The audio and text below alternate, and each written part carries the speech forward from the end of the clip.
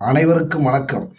தந்தை பெரியார் அவர்கள் 1941 குடியரசு இதழில் சொல்லுகிறார், நமது இழிவுக்கு நாமே காரணம். பிறரை குறை சொல்வதில் பயனில்லை. நம்மளுடைய முட்டாள்தனம், நம்மளுடைய அறிவின்மை, நம்மளுடைய ஏமாளித்தனம், நாம் எப்படியெல்லாம் முட்டாளாக ஆக்கப்பட்டிருக்கிறோம் ஆரியர்களால் என்பதை நினைவூற்றுகிறோம். எப்படி எப்படி நாம் ஏமாறுகிறோம் என்றும், எதில் நமக்கு மானத்தை பகுத்தறிவை பயன்படுத்துவது இல்லை என்று எடுத்து காட்டுகிறோம். அப்படி காட்டுவதுதான் மனதுக்கு சங்கட்டமாக இருக்கிறது. நம் ஏசுவதாக, பேசுவதாக, திட்டுவதாக அமைகிறது என்றால் நம்மளுடைய முட்டாள்தனத்தை தான் உணர்த்துவதற்கு நாம் சொல்லுகிறோமே ஒழிய, பிறரை வைய வேண்டும் என்றோ அல்லது இழிவுபடுத்த வேண்டும் என்றோ நாம் அந்த வழியில் அதை சொல்லவில்லை என்று தந்தை பெரியார் சொல்லுகிறார்.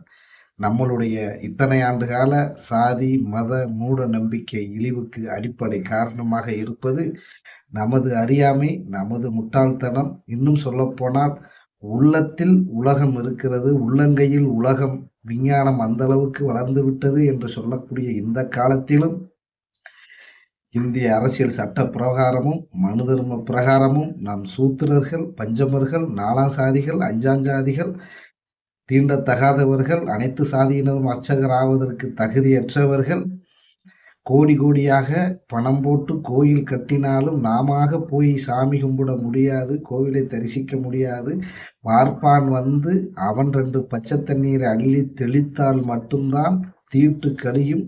நீ செய்த எல்லா வேலையும் தீட்டு, இழிவு, அசிங்கம். அதை கழுவுவதற்கு, துடைப்பதற்கு இன்றைக்கும் பார்ப்பான் வேண்டும் என்ற அறியாமையில், இழிவில், முட்டாள்தனத்தில் நாம் இருக்கிறோம் என்றால் பெரியார் சொன்னது பிழையல்ல. சிந்தியுங்கள், சிந்தியுங்கள், மானம் பெறுங்கள், அறிவு பெறுங்கள். நன்றி, வணக்கம்.